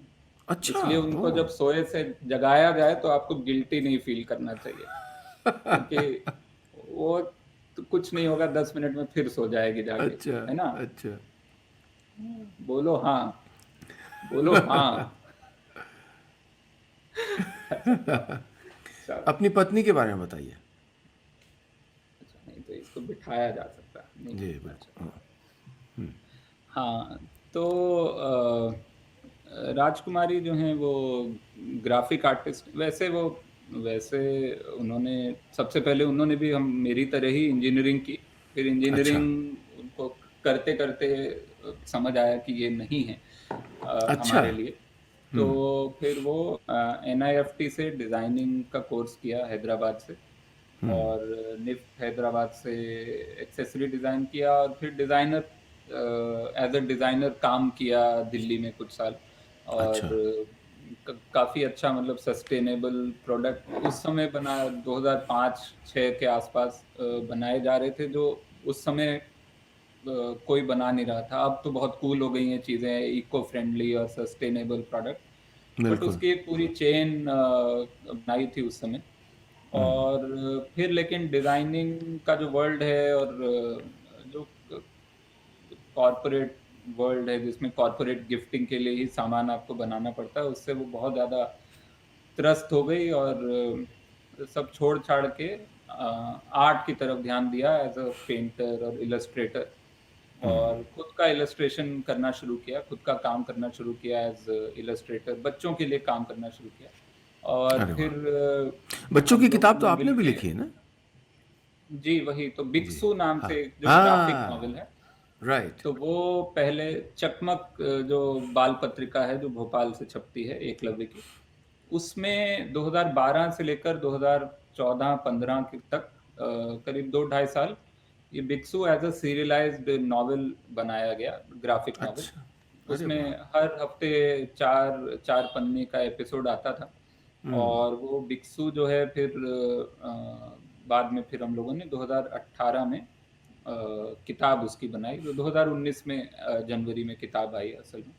और वो किताब वो पूरी ग्राफ़िक नॉवेल है जो कि राजकुमारी ने इलस्ट्रेट किया है, लिखा है, मैंने साथ में लिखा है। स्क्रीन प्ले मेरा है, संवाद उनके हैं, क्योंकि छोटा नागपुरिया डायलेक्ट में और मधुबनी शैली में बनी हुई किताब है वो। पूरा ग्राफ़िक नॉवेल है। और तो भाषा वो झारखंड की हैं, और छोटा नागपुरिया उनकी भाषा है, उनके गाँव की अरे डायलेक्ट वाह! है। तो हुँ। छोटा नागपुरिया में वो किताब है। और तो अब एक और ग्राफ़िक नॉवेल पे काम हो रहा है, तो ये हो रहा है, ये चल वाह! रहा है। पता नहीं आपको याद हो कि नहीं वरुण, आपने कुछ साल पहले मैंने शायद आपसे फ़ेसबुक पे आग्रह किया था। एक कहानी थी आपकी जो बनारस में सेट थी, वो आपने मुझे भेजी थी। अम, हाँ, करेजवा। धूमकेतु, करेजवा। नहीं, करेजवा, हाँ, जो गुलाब जामुन पे जो कहानी थी, हाँ। हाँ, वो मैं मेरा हाँ, हाँ, इरादा हाँ। है उसको रिकॉर्ड करने का।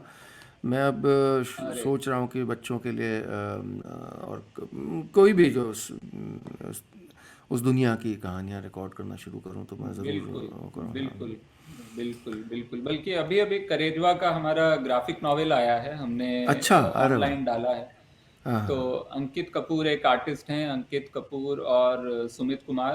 अंकित कपूर ने इलस्ट्रेट किया है, सुमित हाँ, कुमार ने ओके, एडिट किया है। और अच्छा, बकर मैक्स नाम की ऑनलाइन एक ग्राफ़िक नॉवेल्स की वेबसाइट है।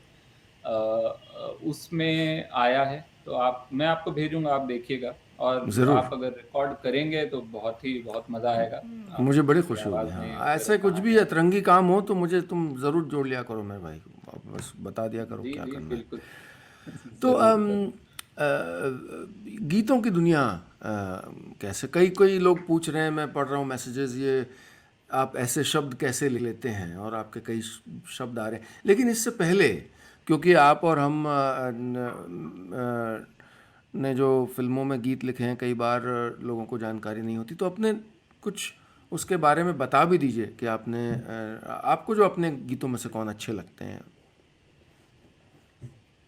अच्छा, बड़ा मुश्किल सवाल होता है ये, पर मेरे लिए नहीं नहीं उतना नहीं, मुश्किल एक नहीं कोई मत क्योंकि मैंने बताइए, बहुत ये मेरे लिखे लिए भी हुए हैं। मुश्किल होता है। आप 5-6 बता दीजिए, कोई सौतेला महसूस नहीं करेगा। अच्छा, अच्छा। हाँ, हाँ, हाँ। ठीक है, ठीक है। हाँ, तो अच्छा मैं एल्बम वाइज़ ही चलता हूँ, तो पहला मुझे जो गैंग्स ऑफ वासेपुर में जो अपने गीत पसंद हैं, उसमें एक है भूस के ढेर में राई का दाना, जो सबसे पहला गीत है मेरा लिखा हुआ हुँ। असल में। और फ़िल्म में भी सबसे पहले वो रिकॉर्ड हुआ था लेकिन वो और एक अलग काला रे दुनिया एक थी। गीत है। जी। वो उस दुनिया को कैसे छुआ आपने?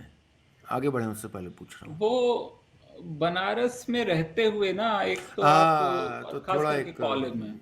कॉन्टिग्युइटी हो हाँ, जाती है। बहुत हाँ, बिहार के बहुत छात्र थे, बहुत दोस्त थे मेरे।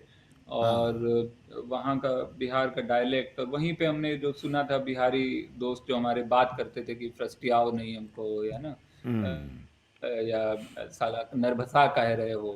तो हुँ, वो जो है, वो फिर हमने वही चीज़ फिर वासेपुर में हमको काम आई कि हमने वो नरभसाओ नहीं मूरा और फ्रस्टियाओ नहीं मूरा गाना लिखा, हुँ। क्योंकि वो वहाँ से वो सुना हुआ था। बिल्कुल, बिल्कुल। थोड़ा-सा वो फ़ायदा हुआ बनारस में रहने का और उस तरह के परिवेश में रहने का। हाँ। तो वासेपुर में मुझे बहुत ज़्यादा पसंद है भूस के हुँ, ढेर में राई का दाना और काला रे। ये 2 गाने हैं जो मुझे बहुत ज़्यादा पसंद हैं। वो बनिया सबसे ज़्यादा चला है, हुँ, सबसे ज़्यादा लोग उसको याद रखते हैं और वो भी बहुत पसंद है। लेकिन हाँ, अगर चॉइस करनी हो तो उस तरह से, तो हुँ, ये है। फिर उसके बाद एक एल्बम आया था आँखों देखी का, जिसको बहुत ज़्यादा लोगों ने सुना नहीं। हुँ। क्योंकि वही होता है, हिंदुस्तान में थोड़ी-सी इंडी फ़िल्म होती है तो उसको इग्नोर हाँ, कर दिया जाता है। बिल्कुल। और फ़िल्मी गानों के साथ बदकिस्मती ये है कि अगर फ़िल्म नहीं चले तो गाने भले ही कितने अच्छे हों, वो नहीं चल पाते हैं। हुँ, लोग फ़िल्म के साथ जोड़ के ही उसको देखने की कोशिश करते हैं। हुँ, तो आँखों देखी में मुझे अपने कुछ गाने बहुत मज़ा आया लिखने में, और एक नए तरह का, क्योंकि हर गाना हमने एक राग बेस्ड गाना लिखा था उसमें। और हाँ। सागर देसाई ने कंपोज़ किया था, और सागर ने हर गाना, जैसे एक गाना जो था फिर वो मालकौंस पे था, एक गाना राग बसंत था, एक गाना अ अब रागों के नाम अब याद नहीं आ रहे हैं कौन-कौन से उस पे थे, लेकिन हुँ, हर गाना एक थोड़ा क्लासिकल अलग बेंट राग। का गाना। अच्छा। और फिर उस हिसाब से भाषा भी थोड़ी एकदम साफ होनी थी, साफ और शुद्ध और सिंपल भी हुँ, साथ में, ये भी ना हो कि बड़ा मुश्किल सा हम उसमें चले जाएँ। तो उसके कुछ गाने मुझे आज लागी लागी नई धूप बहुत पसंद है। हुँ, और फिर उसके बाद और उसमें एक विदाई गीत था जो मुझे बहुत पसंद रहा। और उसमें एक ख़ास बात जो मैं कर पाया, मुझे लगा कि वो एक बहुत पुरानी एक रस्म होती है, जिसमें कि जो अब ख़त्म हो गई है, लेकिन जब पुराने ज़माने में जब बेटियाँ ब्याह के जाती थी, जी। तो वो साथ में अपने घर का दही लेके जाती थी। अपनी अच्छा। माँ का दही, क्योंकि दही दही जो है वो हमेशा रहता है। दही जो है वो आप उसको कल्चर को ग्रो करते रहिए, वो हमेशा रहेगा। हुँ। तो आप अपने मायके से एक ऐसी चीज़ लाए हैं, मायके का वो स्वाद लाए हैं जो हमेशा आपके साथ रहेगा। हाँ, कितना और सुंदर विचार है। जब जॉइंट फैमिली होती थी तो घर में जैसे 4 बहुएँ हैं, तो चारों बहुओं का अलग दही होता था। और वो हुँ। साथ में रखा जाता था और आप उसमें वो अलग-अलग फ़र्क कर सकते थे। ऐसा अब आई डोंट नो कितना ये, लेकिन ये कहा जाता है और ये लोग इसको फ़ॉलो करते थे।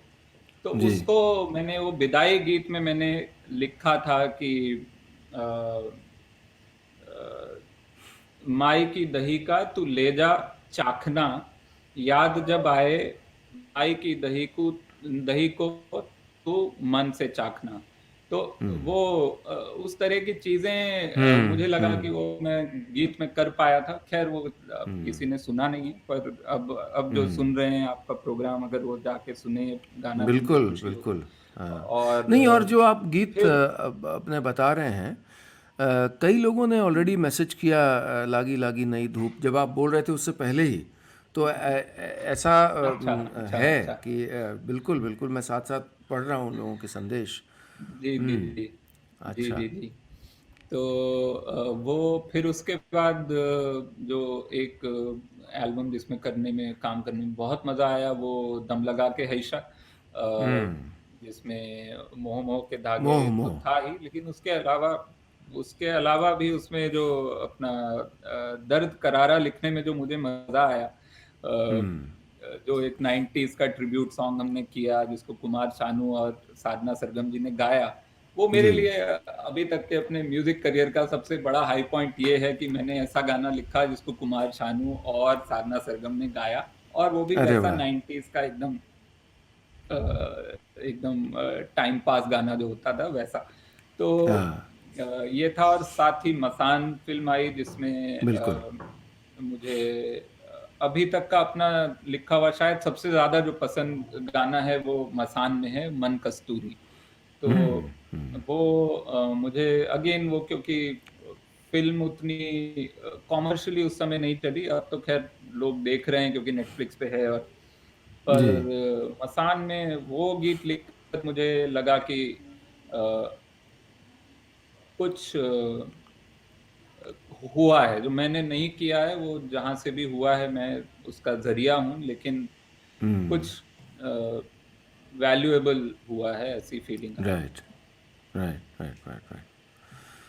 ये मोह मोह जब लिखा था, मैं मेरे को सवाल आया था कि ये दूसरा मोह क्या कंपोजर ने मीटर के कारण जुड़वा दिया था, नहीं, ये या ऐसा ही था? कंपोज में तो मीटर के का नहीं नहीं, मीटर के कारण ही मैंने जोड़ा, लेकिन अच्छा। उसका एक रीजन था नहीं, छोटा सा खूबसूरत लगता है, प्यारा लगता है। हाँ हाँ, वो मैं विजुअल था मेरे दिमाग में कि वो स्कूटर पे जा रहे हैं और बार बार झटके लग रहे हैं उनको, स्कूटर में वो जो विजुअल है वो हाँ वीडियो बिल्कुल था। करेक्ट। Right, right. तो उसमें ना वो हौली हौली चलो, धीरे धीरे चलो, ये सब मेरे दिमाग में चल रहा था, हौली हौली धीरे आ, धीरे। बहुत इंटरेस्टिंग। तो वो रिपीटेशन दिमाग में आ रहा था विजुअल देख के, तो वहां से वो रिपीटेशन आ गया, जबकि मैंने पहला जो वर्जन लिखा था गाने का उसमें मोह मोह शब्द भी नहीं थे, लेकिन उसमें भी रिपीटेशन था, कोई और शब्द था, हाँ, धीरे धीरे या हौले हौले जैसा शब्द था, और हाँ, वहां था, तो वहां से वो रिप्लेस हो गया मोह, और जरा धीरे धीरे ऐसा कुछ था, जरा धीरे धीरे से चलना या ऐसा कुछ। तो वो वहां से वो रिप्लेस भी हो गया, और विजुअली वो अटका रहा दिमाग में कि वो रिपीटिशन है, क्योंकि अ, ऐसे स्कूटर पे जा रहे हैं, धक्के खा रहे हैं, और फिर वो एक तरह का हाँ, इंटरेस्टिंग ऑड सा फ्रेज बन गया जो सही नहीं है। मुझे ये अ, अ, हाँ। अक्सर ये पूछा गया है कि रिपीटेशन क्यों है, अच्छा। और मेरे पास इसका कोई टेक्निकल जवाब बिल्कुल भी नहीं है या नहीं, लॉजिकल बट जवाब नहीं मुझे है, लगता सिर्फ है भाई, जहाँ जब तक as long as it's not grammatically incorrect, मुझे लगता जी है जी ये ऐसा प्रयोग करने का पूरा अधिकार है किसी राइटर को, और वो तो बड़ा प्यार है। मतलब वो तो, मैं तो ऐसी जो एज अ लिरिक राइटर पूछ रहा था। हाँ हाँ, नहीं नहीं, अच्छा। बिल्कुल क्या वैलिड। क्या ज़बरदस्त, रोचक। आप इतने शर्मीले लगते हैं और इतने सीधे साधे माशाल्लाह, और आप स्टेज पे जाके इतना, मतलब डेड पैन फेस के साथ, you are like so funny. क्या ये चेहरा थोड़ा मिसलीडिंग है? क्या आप खुराफाती हैं? खुराफाती तो मुझे लगता है हर इंसान होता है, मौका मिलना चाहिए। तो वो ऐसा है कि स्टेज पे भी मैं कोशिश करता हूँ कि मैं जो हूँ मैं वही रहूँ, मैं पर्सनालिटी, मेरा कोई ऐसा स्टेज पर्सोना नहीं है, मैं राइट। जैसा नॉर्मल लाइफ में अपने दोस्तों के साथ हूँ वैसा ही हूँ। पर ये है कि एक चीज़ है जो थोड़ा सा मैं पीछे जाऊँगा तो अ, मैं, जैसा कि मैंने कहा, मैं बचपन में बहुत हेल्दी था, जैसा कि पंजाबी घरों में कहा जाता है। तो हाँ, मैं उस चक्कर में मुझे बहुत ताने सुनने पड़ते थे स्कूल में, दोस्तों के, या दोस्तों के भी सुनने पड़ते थे, बाकियों के तो खैर सुनने ही पड़ते थे। हाँ। तो मैंने फिर फिल्म देखी मेरा नाम जोकर, अच्छा। जो राज कपूर साहब की फिल्म, और उसमें वो यंग ऋषि कपूर जो हैं वो भी एक बहुत तगड़े मोटे बच्चे हैं, और उनका लोग मजाक उड़ाते हैं, और वो भी शुरू में परेशान होते हैं, और फिर एक पॉइंट पे वो डिसाइड करते हैं कि इससे डील करने का रास्ता है कि आप जोकर बन जाइए। लोग आप पे हंसें तो आप भी हाँ। खुद पे हंसें, और आप खुद पे हंसेंगे फिर आप उसके बाद लोगों पे ताना मार सकते हैं, लेकिन पहले खुद पे हंसना पड़ेगा। तो वो चीज़ मैंने असल में उस फिल्म से सीखी जब मैं बच्चा था, कि अगर आपको कोई चिढ़ा रहा है या आपको कोई ऑफेंड करने की कोशिश कर रहा है, तो आप ऑफेंड होने की बजाय खुद हंसना शुरू करें और फिर धीरे धीरे मौका निकालें, उसी हंसी में आप उसको जवाब दे पाएं।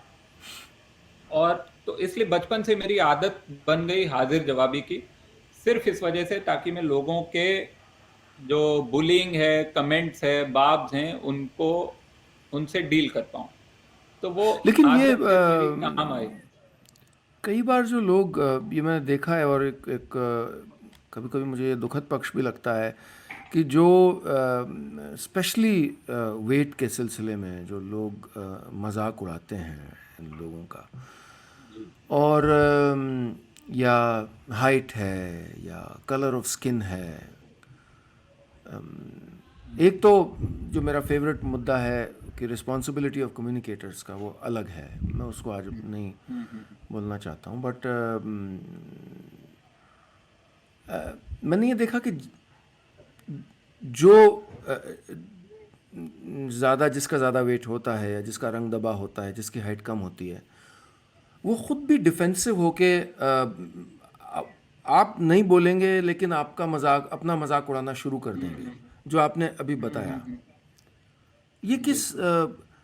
ये क्या ये इससे आता है कि जो आपने थिंकिंग बताई, या कहीं ना कहीं आप भी बिलीव, और यू बिलीव दैट खुद का मजाक बनाना एक एक्सेप्ट होने का तरीका है? You will merge in if you are.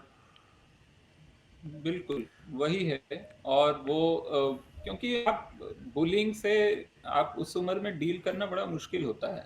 किसी भी बहुत उम्र मुश्किल में होता मुश्किल है। होगा मेरे ख्याल से। जी जी। और आपको समझ नहीं आता कि आप क्या करें। और मेरे साथ ये था कि मैं पढ़ने में भी अच्छा था, तो उससे और एलियनेट हो जाते हैं बच्चे। अगर मैं थोड़ा सा गुंडई और बदतमीजी और उस सब में हाँ। होता तो वो उतना एलियनेट नहीं होता, मैं उस ग्रुप का हिस्सा होता। तो वो बिल्कुल। अ, एक एक लेवल ऑफ एलियनेशन ऑलरेडी था, क्योंकि मैं पढ़ने में ज़्यादा इंटरेस्टेड था। दूसरा लेवल ऑफ एलियनेशन ये हो गया कि मेरा फिजिक या जो अभी किसी ने बड़ा अच्छा शब्द लिखा है, फ्रेज लिखा, हृष्ट पुष्ट बालक था। और तीसरा एलियनेशन हो गया कि उसकी वजह से मुझे किसी भी खेल का हिस्सा नहीं बनाया जाता था। मैं क्रिकेट में मैं अंपायर ही बना होता था, मैं खेलता नहीं था। तो मैं अंपायरिंग कर रहा होता था, फुटबॉल या किसी और गेम में मुझे खिलाया भी नहीं जाता था। तो आप बहुत ज्यादा आपके अंदर अर्ज होती है to belong to a group, and बिल्कुल, देन शामिल यू होने का, स्टार्ट। शामिल होने की भूख। हाँ, आप तो आपको लगता है कि कैसे हो, लेकिन साथ में गुस्सा भी होता है। आपको लगता है कि आज मैं अंदर आ गया हूँ ग्रुप के, तो अब मैं सबको जवाब भी दूं। तो मैं सिर्फ वहां नहीं रुका जहां मैं बिलोंग करने लगा, मैं उससे आगे बढ़ने की कोशिश की मैंने, कि बिलोंग होने के बाद I start giving it back in whatever way, और telling right. Them that they are wrong और दे हैव बीन रॉन्ग। तो वो तरीका मतलब समझने के लिए या मांझने के लिए मैंने फिर जो ह्यूमर का सहारा लिया, और बचपन से ही ले रहा था मैं। और जिसको, और इसलिए मेरा ट्विटर का जो ट्विटर नहीं, इंस्टाग्राम हैंडल। का हैंडल भी विदूषक विदूषक है, क्योंकि वो अच्छा। बचपन में मैंने ये फ्रेज पढ़ा था कि हाँ, विदूषक होते थे जो हम्म। राजा को मुश्किल से मुश्किल चीज और बड़ा से बड़ा क्रिटिसिज्म राजा का बहुत प्यार से कहानी सुना के या चुटकुला सुना के कर देते थे। तो वो मैंने फिर जो एक उस परंपरा का खुद को एक छोटा सा हिस्सा मानना शुरू किया, और वहां से बात शुरू हुई। वाह, बहुत भले इंसान हैं आप। और ये मैं आपको जानता तो नहीं हूँ ज़्यादा, लेकिन लोगों की थोड़ी बहुत समझ है। और बहुत अच्छा, बहुत ही अच्छा लगा आज आपके बारे में और जानकर। और कईयों को प्रेरणा भी मिली होगी ज़रूर आज, जो किसी भी जो आखिरी में जो आपने जो बातें कही उससे ख़ास कर। मेरा भी क्लास में, जब मैं नैनीताल में था सेंट जोसेफ्स कॉलेज में, तो मैं डे स्कॉलर था, और जो बोर्डर्स थे जो अमीर परिवारों से आते थे, और मैं एक मध्यम वर्गीय परिवार से था, तो वो घर के खाने को मिस करते थे, और लंच के थोड़ा पहले मेरा टिफ़िन चुरा लेते थे रोज़। और मुझे अपना टिफ़िन खाली मिलता था, और मम्मी का बनाया जो खाना होता था, और मुझे ये बुरा लगता था, लेकिन मैं इतना प्रोटेस्ट नहीं करता था, क्योंकि शायद कभी कभी मुझे लगता था कि मेरा खाना खाकर वो और मैं बराबर हो गए, एक स्ट्रेंज अजीब तरीके से। एक शायद मेरा मजाक न उड़ाएं, क्योंकि वो कल जो आलू की सब्ज़ी बन के आएगी, जो मेरी मम्मी बहुत अच्छी बनाती हैं, तो वो वेरी स्ट्रेंज, जो हम जिन अनुभवों से गुज़रते हैं, जिन चीज़ों, और ख़ासकर जो राइटर्स होते हैं, क्रिएटिव लोग होते हैं, उनको ये चीज़ शेप करती हैं, आकार देती हैं। तो बहुत बहुत अच्छा लगा वरुण, और बहुत शुक्रिया स्लो कैफ़े में आने के लिए। इतने सारे शुक्रिया आपका। नहीं, आपका शुक्रिया। मेरे ये देखिए, यहीं बैठा है ये देखिए। अरे वाह, क्या वेंटेज पर है, बैठ गजब।